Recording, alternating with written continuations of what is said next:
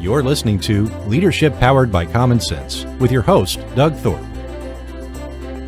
Here's Doug.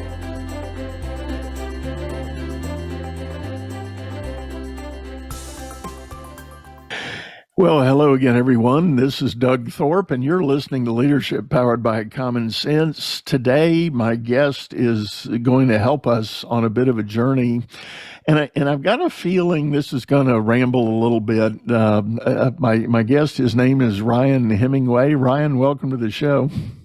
Thank you very much. It's great to be here. Thanks, Doug. So I don't want to be mysterious. Let me explain to folks what I meant by possibly rambling, and it'll all be on me if this turns into a rambling train wreck. It'll all be my fault. But Ryan's got an amazing background, and I was telling him while we were in the green room that there's some things that we haven't talked about on this show yet that I would like to get his insights in, because he is currently involved in what most of us entrepreneurs know as venture capital and private equity funding. So what I was telling Ryan, I think my exact words were, for most entrepreneurs, that's a mystery. You know, how do you attract private equity or venture capital? And unless you happen to know somebody that might be a broker or banker in that realm, it's just a mystery. So before we get into all that, Ryan, why don't you tell everybody a little bit about your background, your journey to do what it is you're doing now? Absolutely. No, thank you. Well, I'll try to keep it short, but sweet still. So I actually studied psychology as an undergrad and was a pilot. So I was a flight instructor. I was planning on being a commercial pilot. Towards the end of that, realized I needed a little more chaos in my life. And I went back and did a master's degree in economics and became a bond trader back in New York. So I went from no chaos to a lot of chaos. After that, 4 years or so of that, I moved to England, where I did an MBA at Oxford. And then I graduated in 2007 when the world fell apart. And I ended up joining Nevada State Bank, which is a $4 billion regional bank in Nevada. I had met with their CEO, and I was the first hire to come and build a private banking division within the bank. So it was, at the time, I will tell you, Doug, I thought, wow, this is like being an entrepreneur, but within an organization, and I've got resources and everything and support. And it was not like that. I mean, it was, as you know, during that time period, 2007 to 10 was just financially, everything was on fire. There was a destruction of wealth. So I think the blank canvas that I thought I had was a little bit less of a blank canvas, although we still got things up and going, and everything was, we did really well. We got the private bank up and going, and it was working. Anyway, from there, I joined Epic Ventures, where I am today, as you mentioned. Epic Ventures is an early stage venture fund. We invest in software companies from pre-revenue up to 2 or 3 million in revenue, and then kind of help them facilitate growth and so forth. And I've been there now about 12 years. You are right. The 2007 timeframe was kind of seemed like a world coming to an end. In fact, Kramer on TV actually called it Armageddon in the markets.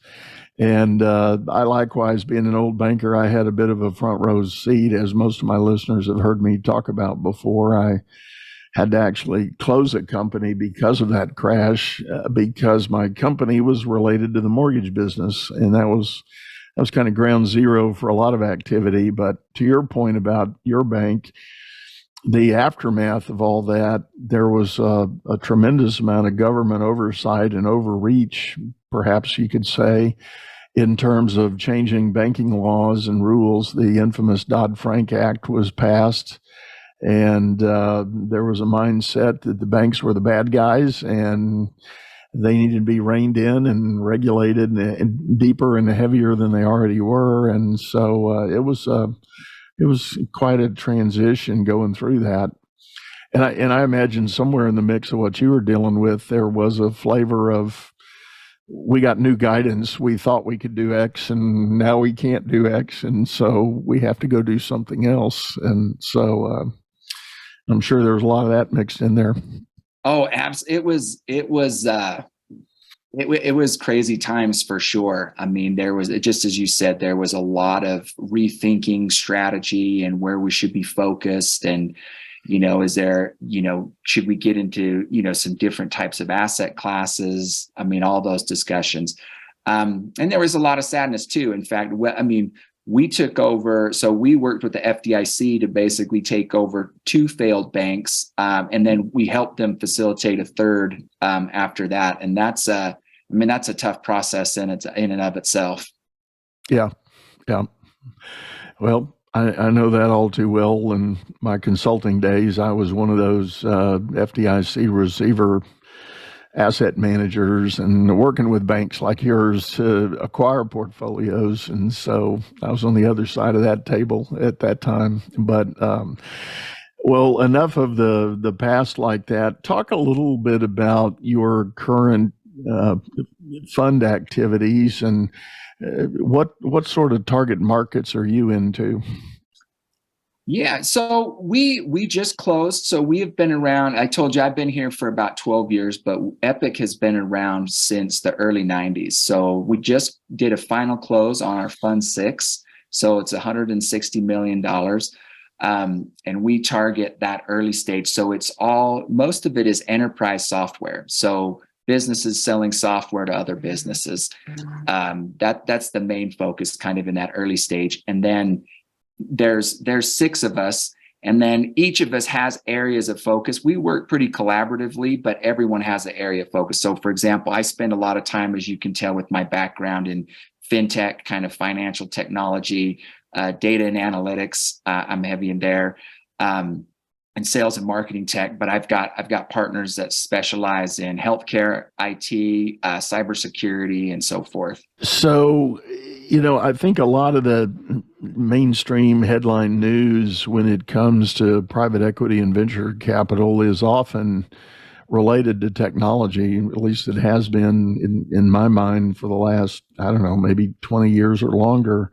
The infamous rise of Silicon Valley as a hub and center for massive opportunity and growth and everything. And I think that landscape is changing a little bit. What do you see as some of the changes coming your way?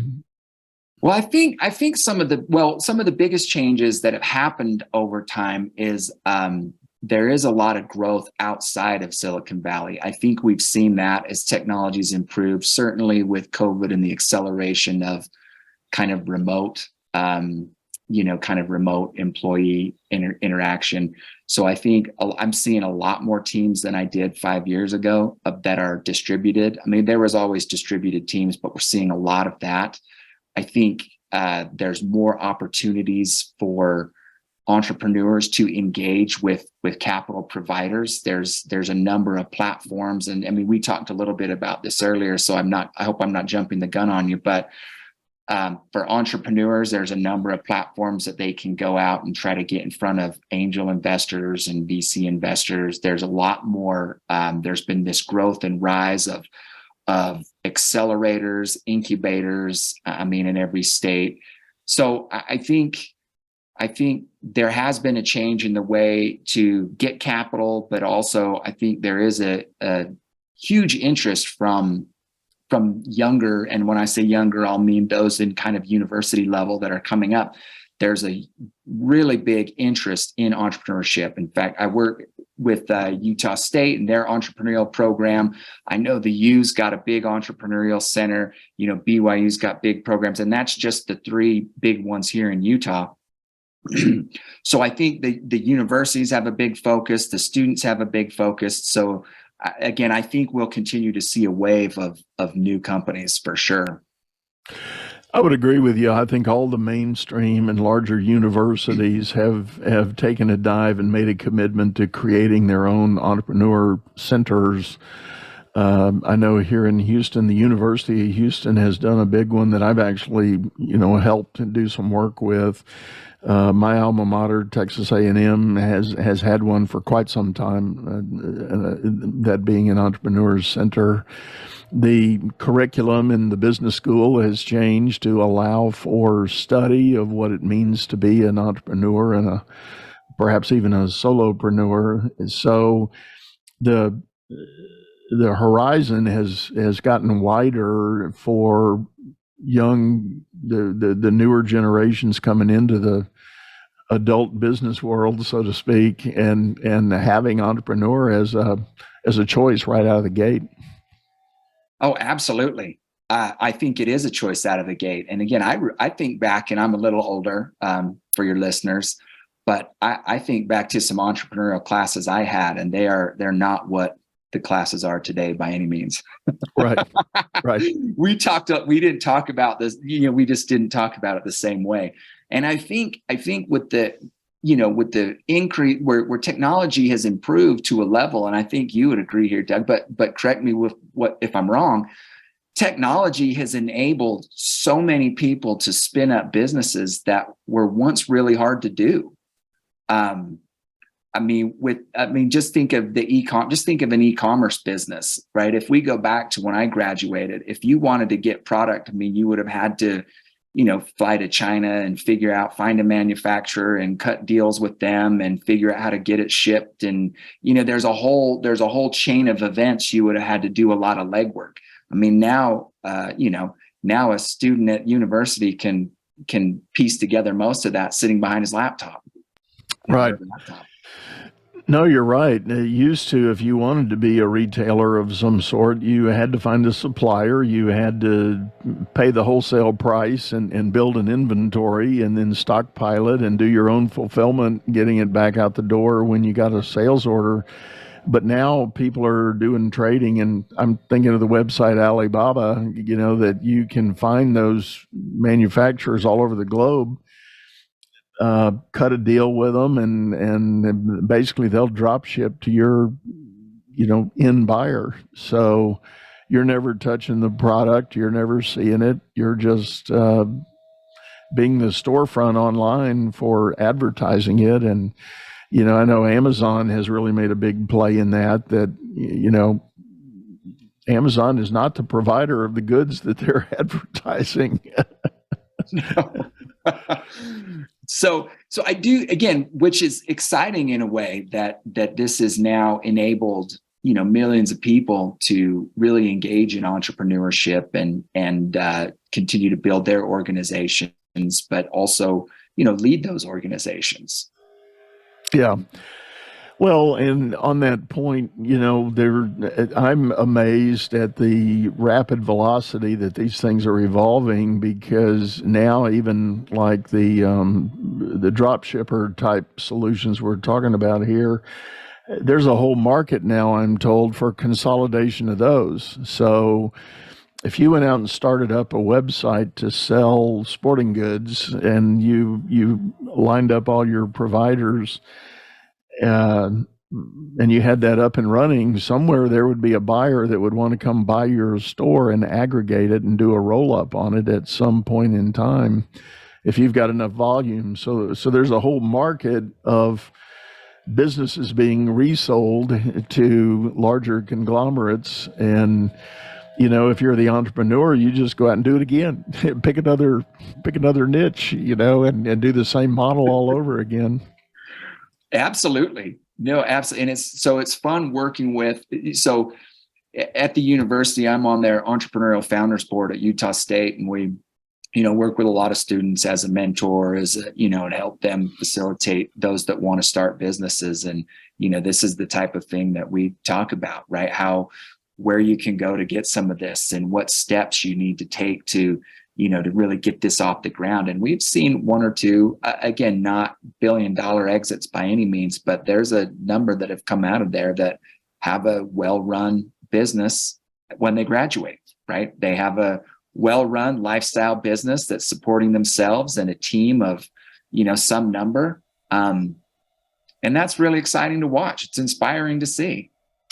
Do you have any sense of, among that student group that you've got exposure to, how many of them are focused on the notion of building the next Google or the next Microsoft, from actually building pure technology versus some other form of business enterprise?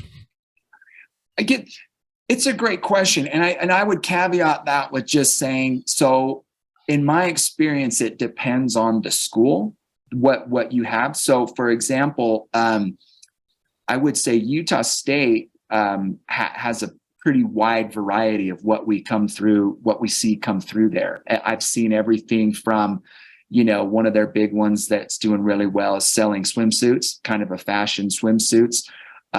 Seen cookies, some cookie ones that have done really well after graduation, and all the way to, I'll kid you not, they're an agriculture school too. And one of the first judging panels I was on, Doug, you'll find this funny, a young man came in and was selling bull semen.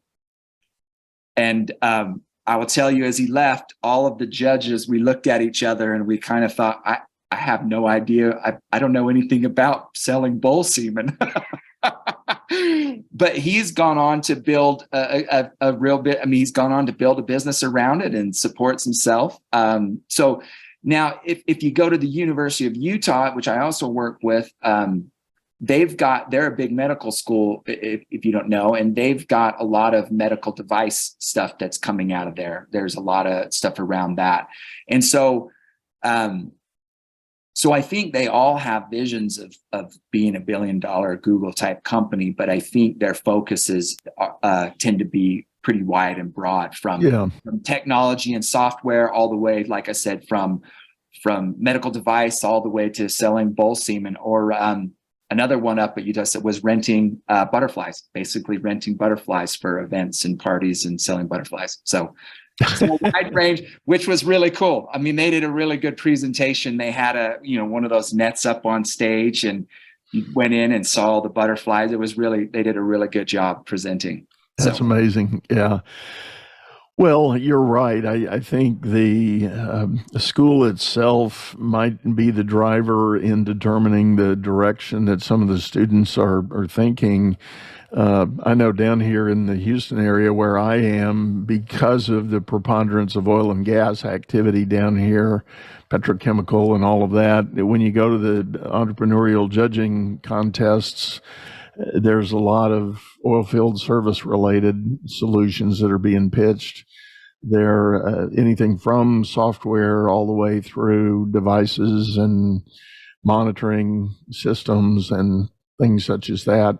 So yeah, I think that's a good call out, that it could be a function of what the general climate and culture at the school is that sort of drives and dictates those inspirations. As we were talking about the growth of the entrepreneurship at the university level, there's also a continuing growth in the idea of studying leadership. And that's another thing, as the title of my show suggests.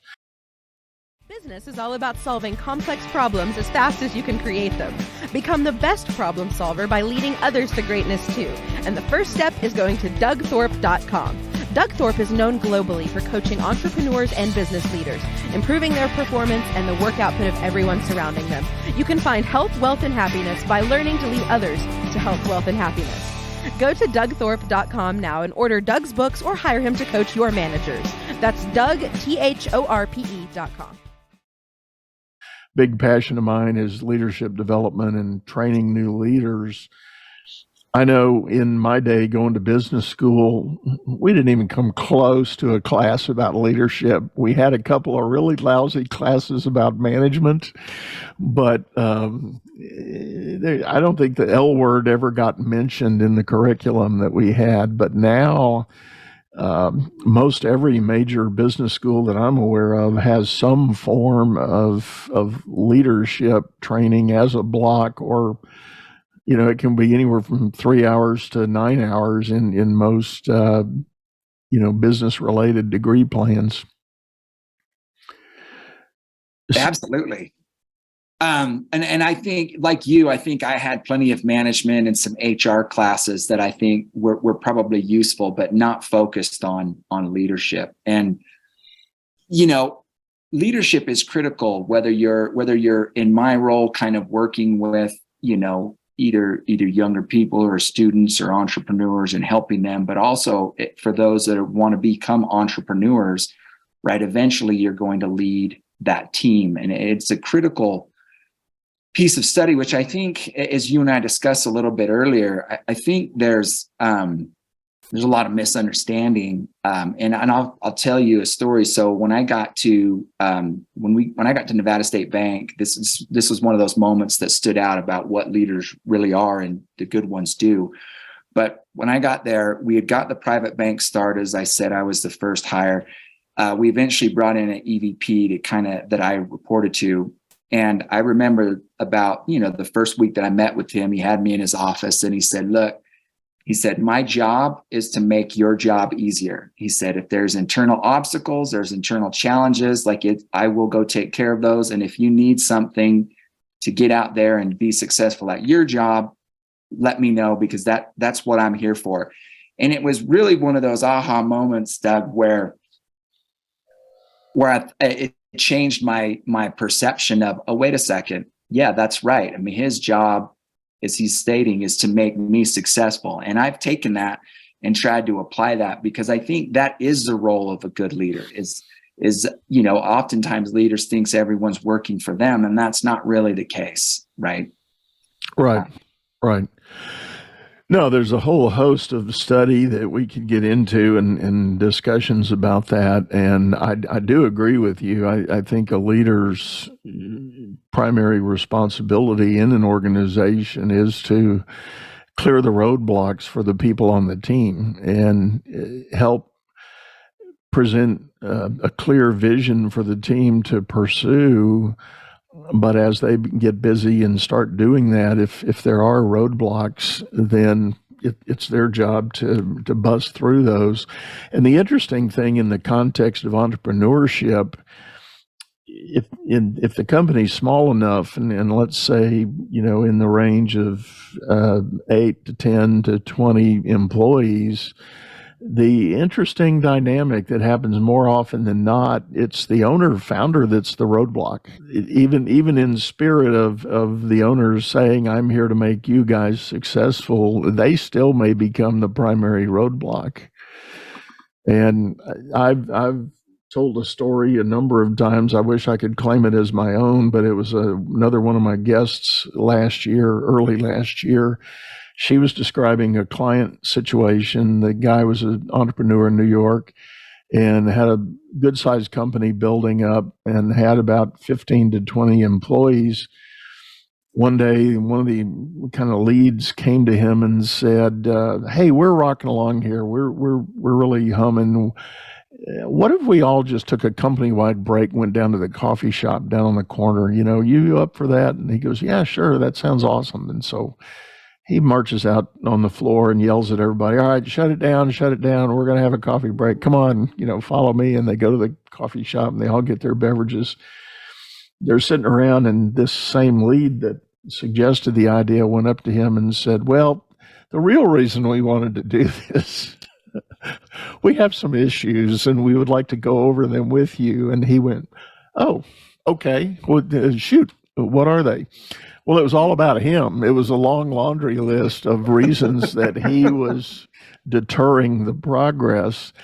Well, apparently this leader had the mental fortitude and the emotional intelligence to just really lock in and engage. And instead of going, "What the hell? What are you talking about?" he opted to say, "Oh, well, tell me more. Let's get into this. What do you have?" And they started going through things like, "You're a micromanager. We know what we need to do. We don't need you hovering," and blah blah blah. And it went on and on and on. And fortunately, this guy took it as his next 100-day plan, and he told the crew, he said, "Oh my God, I'm so sorry. Thank you so much for bringing this up to me, and I will do everything I can to correct these things and fix these things." So it was a very positive response and outcome. And my point is, not all owners have that kind of veracity to I can think of owners that I've known that would say, "Are you kidding me? You're fired." Yeah, that's impressive that he would respond that way. But I do think, back to the leadership, though, I think a great leader has that curiosity and has that willingness to look at new data, right? I mean, I'm a big believer in data-based decisions. And yeah, if the feedback's coming back, this isn't working. I mean, it does take a great leader. I think the great leaders, will look at that and say, well, wait a minute, maybe there's truth to that. And if there is truth to that, what are we going to do to correct that? That's impressive. I love to hear a story like that. Yeah. Yeah. Well, I think it's a hallmark for what good leadership is about. And I always stress with my clients, there is a really key and distinct and definite difference between management and leadership. So when you show up and you're managing your business, you can still achieve something, and you might even take it to a new level on pure management grit, and by that I mean, command and control, telling people what they need to do and giving them assignments and giving them deadlines and really just pushing it from sheer determination. But leadership is much different, and it comes in and looks at the human side of everything and says, essentially, at least in my view of modern thinking, it says, who are you? What do you want to do here? Let's see what the opportunities may be. And now, granted, you clean up a lot of that and connect some dots during your hiring process. You want to hire people that are good fits for what it is you do want your business to be doing, so it's not just a random draw. But when you've got those people that have fit your sense of purpose and definition, then you got to figure out how to show them what a win looks like, how to do the next right thing, and tell them what that right thing is, and then give them the latitude to run with it. Absolutely. There's there's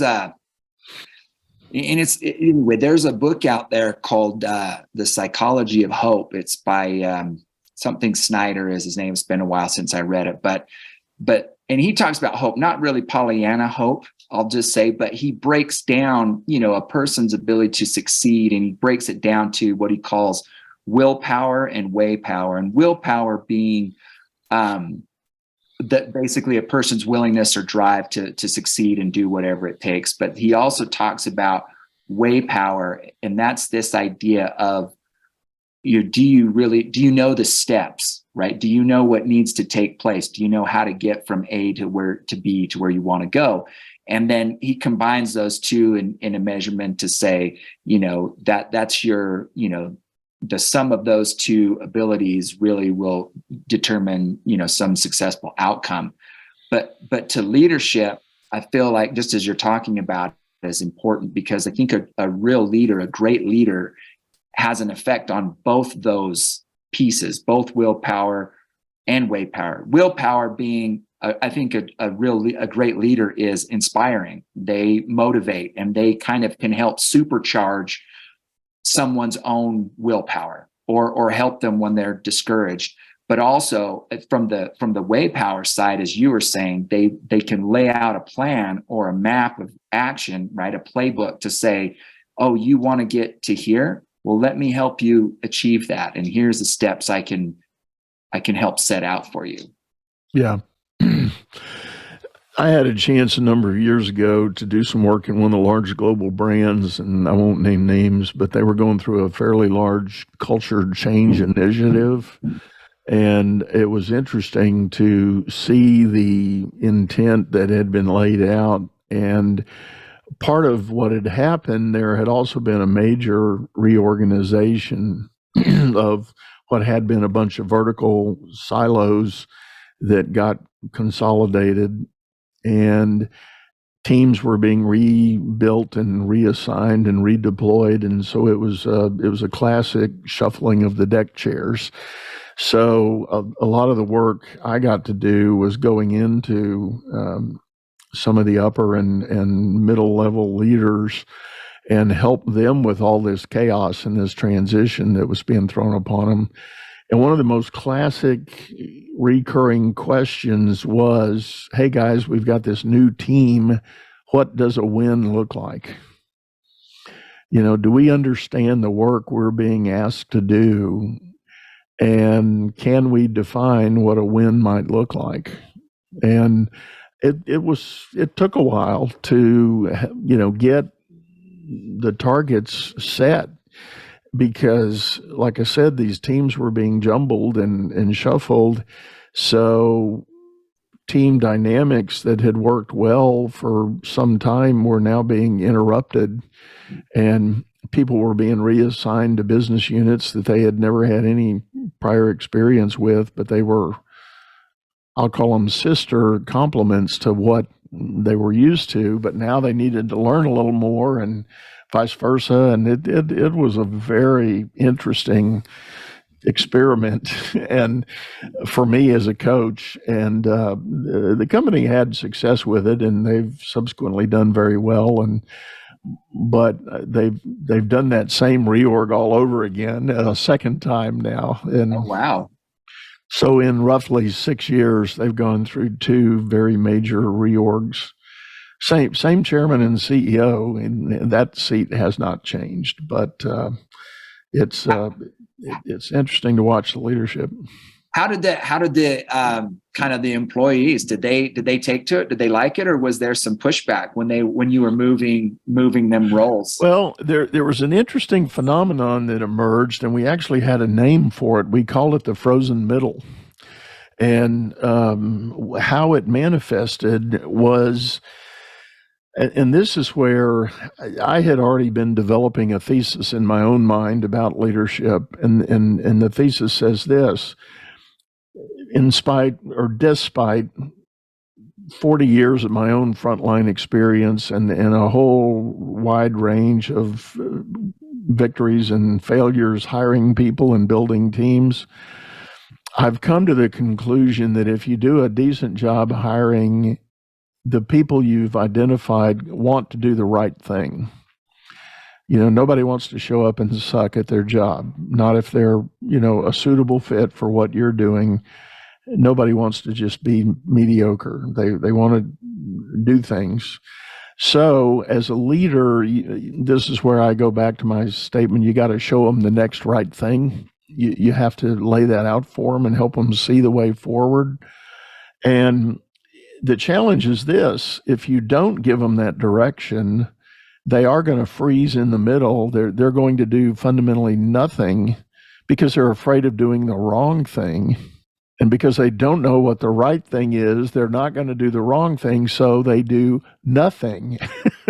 They just tread water.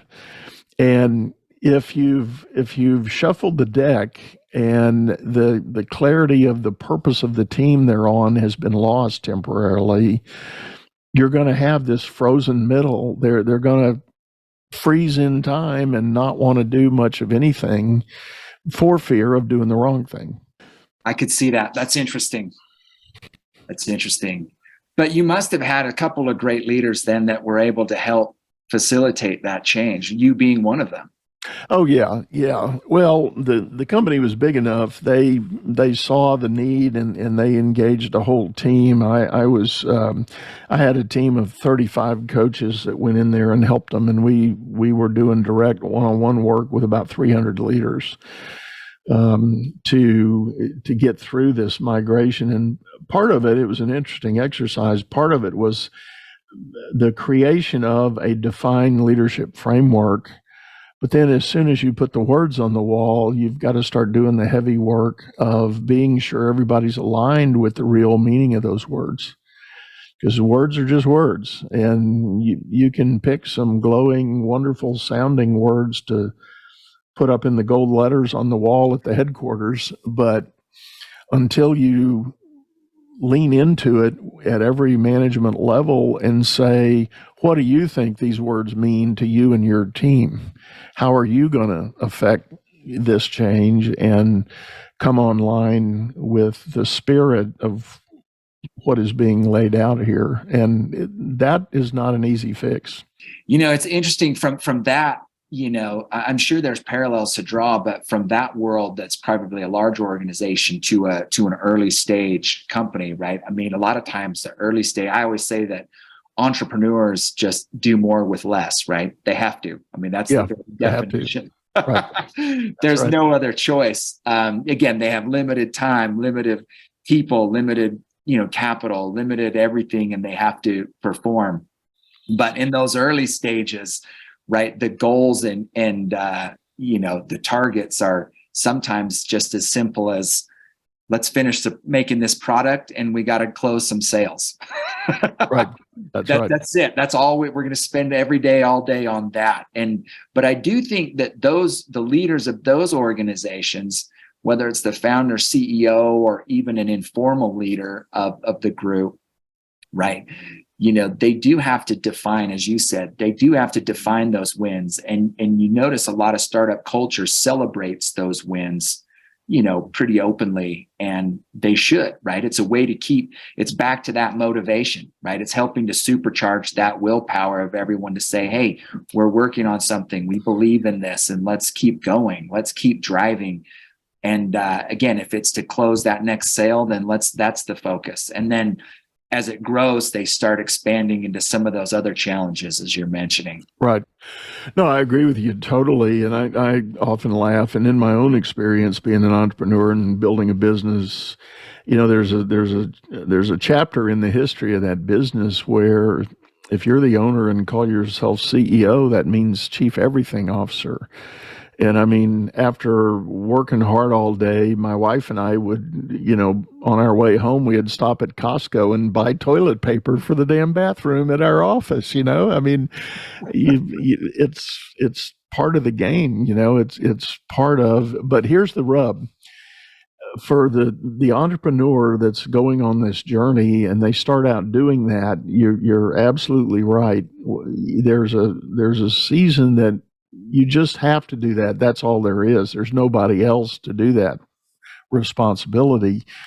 But as the company starts to take off and grow, as the owner founder, you've got to be intentional about making some shifts in those responsibilities and delegating and assigning things out so that you're not stuck doing that and driving yourself crazy. You get up to 10, 15, 20 employees, you can't be the person doing all that. There's too many other big things you need to be doing.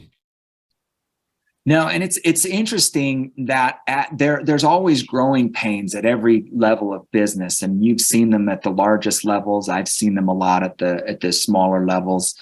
But at some point, and this one's challenged, not for every CEO, but for some of them, there's a period there where they have grown and they need to offload those tasks.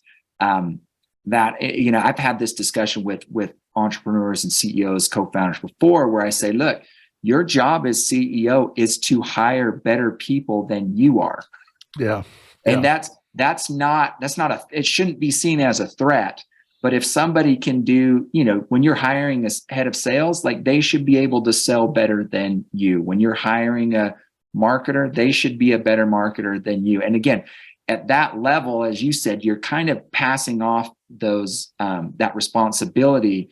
And sometimes it's seen as a threat. But the good ones recognize that I need to be surrounded by people that are far better than me. Well, I agree with you, and I'll take it one step further and say it a slightly different way. If you're the CEO and you're sitting there and you've built your company up, and now let's say your top side revenue is, I don't know, 3 to 5 million, but you want to take it to 10. Well, if you've got an opportunity to bring in a sales director or an operations chief, don't bring a guy that's doing 3 to 5 million. Find the guy that's already doing 10. And hire them to come in and bring you to 10 or 20 or whatever your target is. And because for each of those giant leaps in success, there's going to be new and different experiences. And if you really want to get your company there, you need to start hiring the people that have already done it and can have an interest in helping you come up to that level. Absolutely. The other advice that I would give any of your entrepreneurs out there that are listening that are thinking, hey, I've got to go from 5 to 10 or 10 to 20, is go spend time with someone that's already at 10 or 20 and ask them what they're doing, how they've set up their business. I mean, most founders, as you know, are pretty openly talk to each other and want to see others succeed. I mean, that's a good learning experience, I think, for anyone that wants to scale, to say, well, how did you scale how did you scale this? Or what process do you have in place? What software are you using? I mean, questions like that, you can learn a lot. Right. Facilitate that growth. Right. Well, I tell you what, Ryan, I think we're up on time here, man. That time has flown. It's been a pleasure visiting with you. And I always like to ask if people want to get in touch with you and learn more, what's the best way to do that? I would say use my email, R Hemingway, that's with one M. So RHEMINGWAY @epicvc.com. And I would say if just in the subject line, put in, leadership powered podcast, I'll get back to you. That's great. Well, again, one last time, thank you for sitting in and sharing with us. I think this has been really, really good discussion and hopefully helpful for everybody. No, it's great. Thank you again for having me. It was fun. You bet. You bet. Well, folks, as always, the information that Ryan just shared will be in the show notes. You can get his link down there. And this is also the point in the show where I remind everybody we have a video edition of this over on YouTube, channel by the same name, Leadership Powered by Common Sense. Hop over there, take a view of things that we've put up. We do have a lot of content coming at you. We are doing 3 shows a week now, so there's a great bit of information out there. And as always, if you've got a thought or an idea of something else we haven't yet covered, please let me know. You can find me all over social media as well. But for now, we're going to sign off, say goodbye, and wish you the best, and hope to see you again real soon. Take care. You've been listening to Leadership Powered by Common Sense, hosted by Doug Thorpe. If you would like to know more about the coaching and advisory services he provides, visit dougthorpe.com.